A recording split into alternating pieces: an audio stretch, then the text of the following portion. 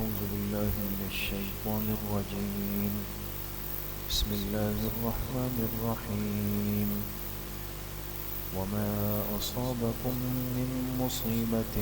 فبما كسبت أيديكم ويعفو عن كثير. وما أنتم بمعجزين في الأرض وما لكم من دون الله من ولي ولا نصير. ومن آياته الجوار في البحر كالأعلام إن يشأ يسكن الريح فيظللن رواكد على ظهره إن في ذلك لآيات لكل صبار شكور. أو يوبقهن بما كسبوا ويعفو عن كثير ويعلم الذين يجادلون في آياتنا ما لهم من محيص. صدق اللہ العظیم. یہ سورۃ الشورى کی آیت نمبر 30 سے آیت نمبر 35 تک 6 آیتیں آپ حضرات کے سامنے تلاوت کی گئی. گزشتہ آیات میں یہ بات گزری ہے کہ اس دنیا میں اللہ پاک کی ہر تقسیم، چاہے وہ رزق کی ہو، روزگار کی ہو، اولاد کی ہو، اسباب کی ہو، وہ حکمت پر مبنی ہے. اگر کسی کو کم دیا تو اس میں بھی اللہ کی حکمت شامل ہے، کسی کو درمیانہ دیا اس میں بھی اللہ پاک کی حکمت ہے، کسی کو بہت زیادہ دیا وہ بھی اللہ پاک کی حکمت کے تحت ہے. یہاں تک کہ اگر ایک مومن مسلمان بندہ جس سے یہ وعدہ ہے کہ اس کی دعا رد نہیں ہوگی، یہ مومن بندہ بھی اللہ پاک سے بعض دفعہ اپنے لیے کوئی ضرورت، کوئی اسباب، کوئی چیز مانگتا ہے، پھر بھی اس دنیا کی زندگی میں اس کو وہ چیز نہیں ملتی. اس کی اس دعاؤں کو اسی شکل میں قبول نہ کرنا یہ بھی اللہ پاک کی طرف سے حکمت پر مبنی ہے کہ وہ چیز اس کے حق میں بہتر نہیں. وہ دعا اللہ پاک اس کے لیے ایک ذخیرہ کر لیتے ہیں، آخرت کے لیے محفوظ ہو جاتی ہے،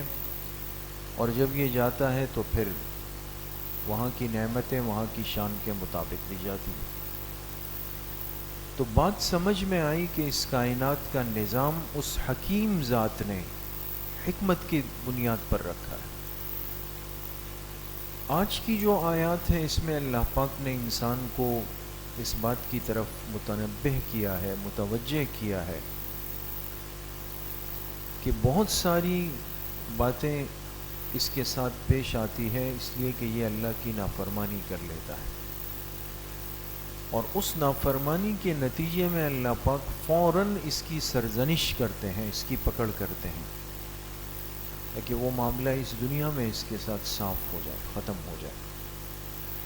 ان آیات کا ترجمہ ہے وَمَا أَصَابَكُم مِّن مُّصِيبَةٍ فَبِمَا كَسَبَتْ أَيْدِيكُمْ، اور جو کچھ بھی تم پر کوئی تکلیف آتی ہے وہ تمہارے ہاتھوں کا کیا دھرا ہے، تمہارے ہی گناہوں کی پاداش ہے. وَيَعْفُو عَن كَثِيرٍ، اور بہت ساری چیزوں کو تو اللہ پاک اپنی طرف سے معاف بھی کر دیتے، ہر بات پہ پکڑ نہیں ہے. وَمَا أَنْتُمْ بِمُعْجِزِينَ فِي الْأَرْضِ، اور تم اس زمین پر اللہ پاک کو عاجز نہیں کر سکتے. وَمَا لَكُم مِّن دُونِ اللَّهِ مِن وَلِيٍّ وَلَا نَصِيرٍ، اور نہ تمہارے لیے اللہ کے علاوہ کوئی کام بنانے والا ہے، نہ کوئی مددگار ہے. وَمِنْ آیاتِهِ، اللہ کی قدرت کی نشانیوں میں سے ہے الجوار فی البحر، کہ سمندروں کے اندر ایسے جہاز کھڑے ہوتے ہیں کالاعلام، جیسے بڑے بڑے پہاڑ. اتنے بڑے بڑے جہاز پانی میں کھڑے ہوتے ہیں کہ دور سے لگتا ہے جیسے کوئی پہاڑ کھڑا ہے. إِن يَشَأْ يُسْكِنِ الرِّيحَ، اگر اللہ پاک چاہے تو ہواؤں کو روک دے. فَيَظْلَلْنَ رَوَاكِدَ عَلَى ظَهْرِهِ،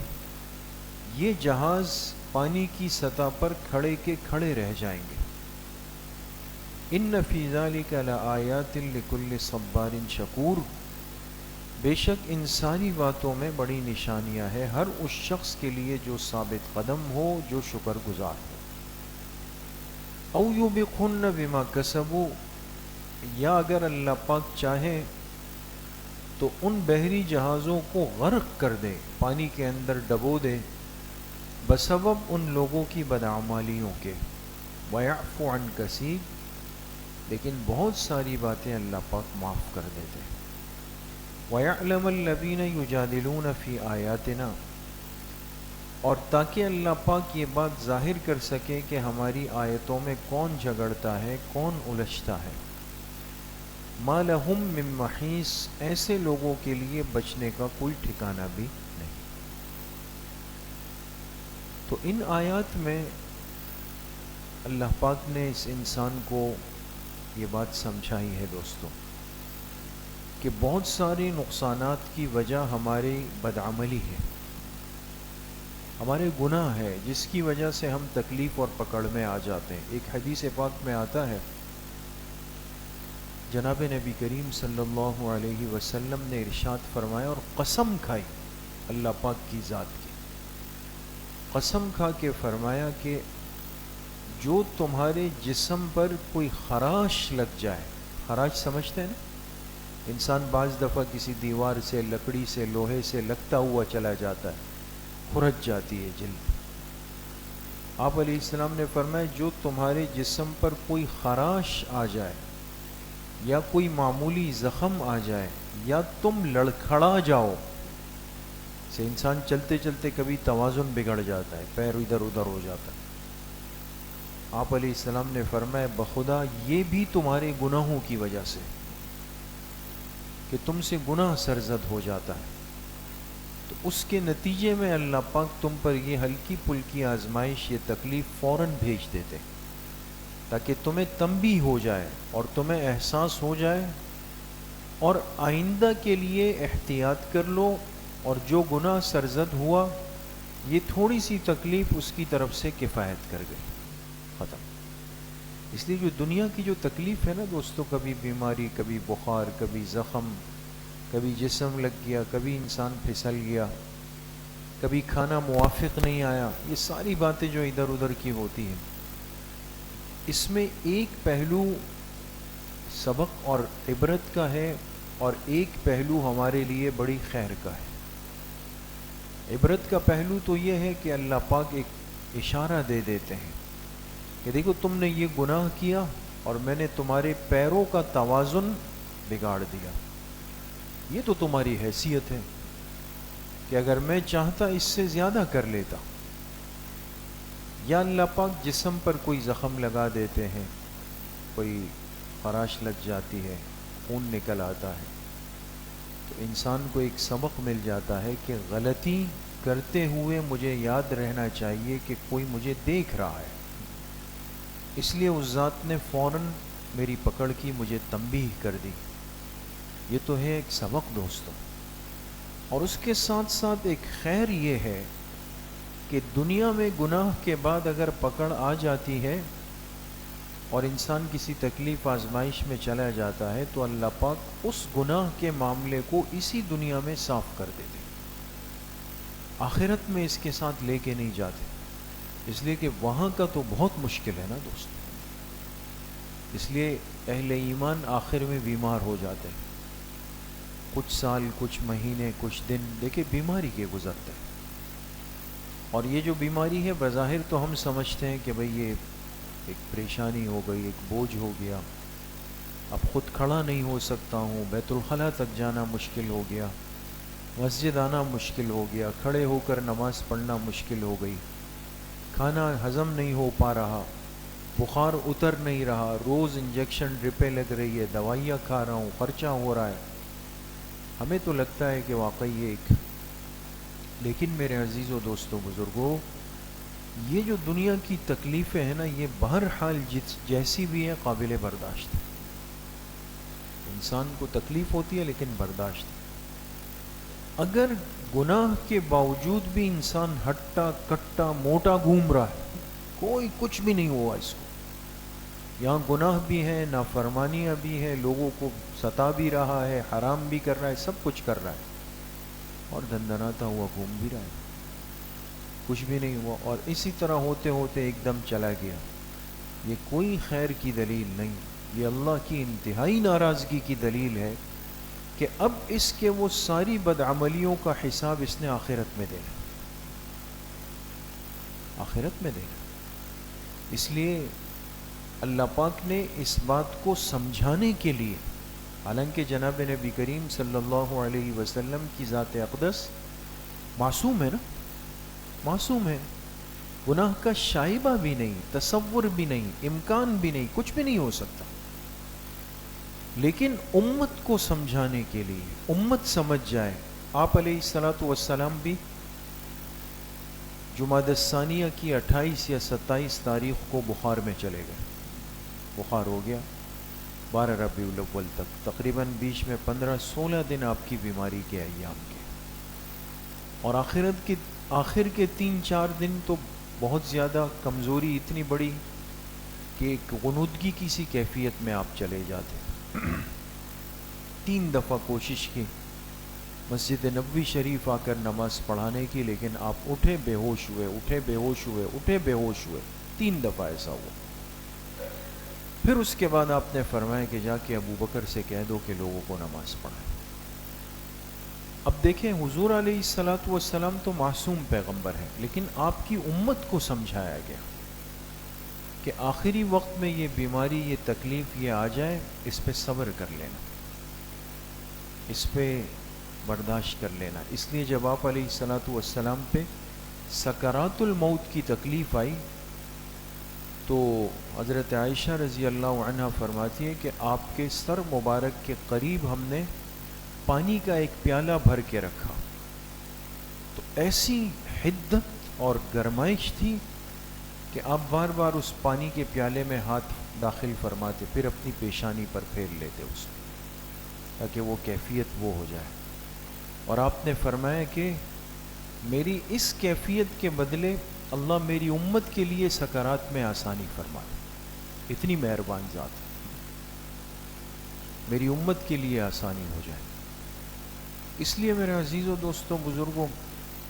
یہ دنیا کی تکلیف، بیماری وغیرہ یہ تنبیہ بھی ہے اور ایک اعتبار سے خیر بھی ہے، لیکن انسان کو گناہ سے پہلے سوچنا چاہیے کہ اللہ پاک کی نظر میں ہوں، اس پہ میرا مواخذہ ہوگا۔ حافظ ابن قیم رحمۃ اللہ علیہ اس امت کی بہت بڑی شخصیت گزری ہے، اور انہوں نے اس آیت کے ضمن میں یہ فرمایا کہ جب اللہ پاک کسی گناہ پر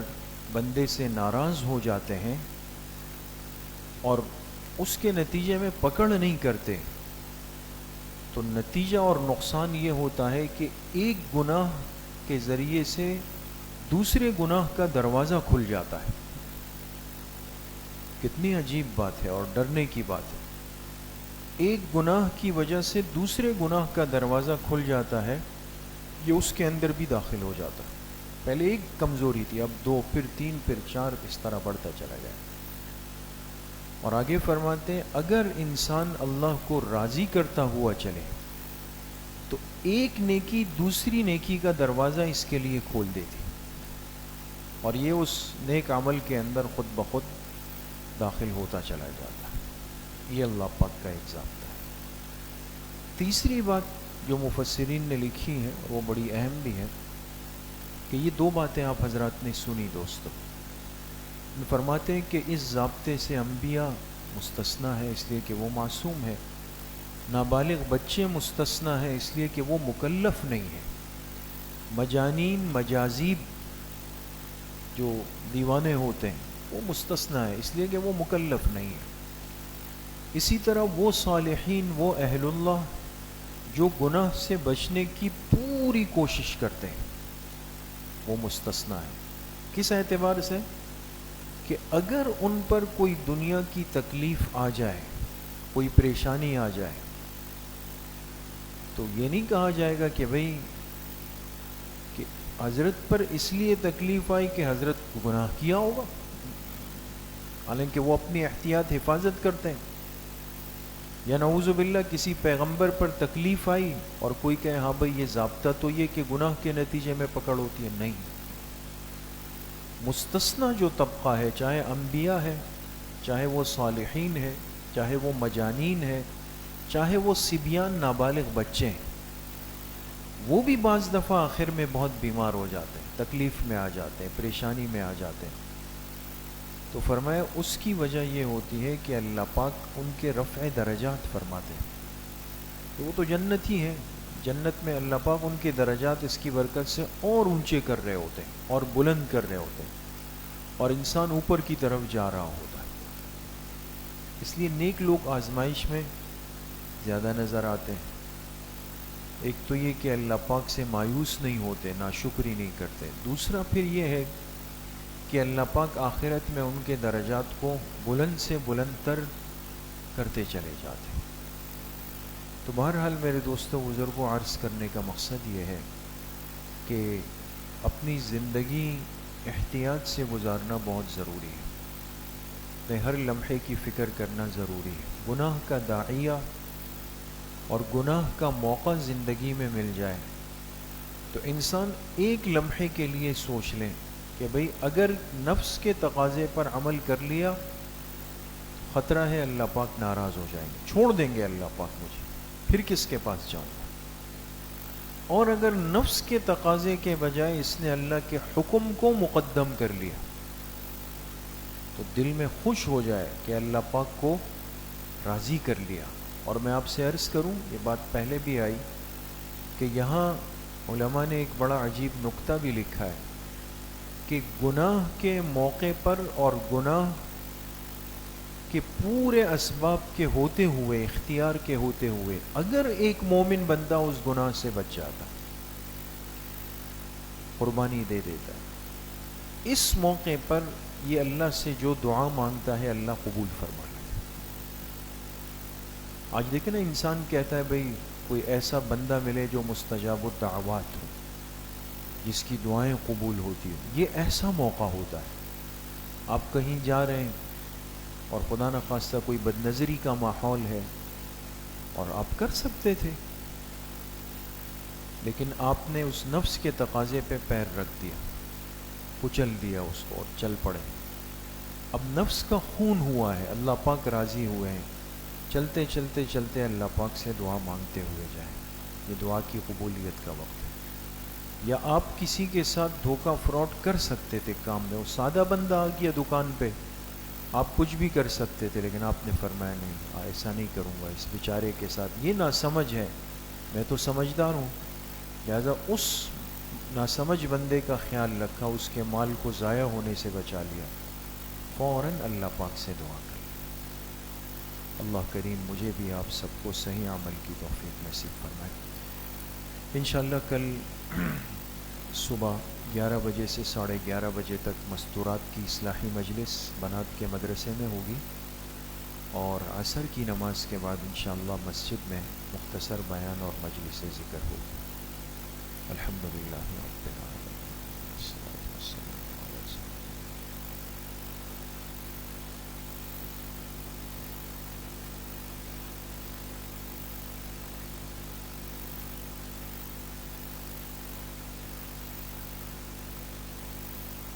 وصلی اللہ وسلم علی نبینا محمد وآلہ وصحبہ اجمعین.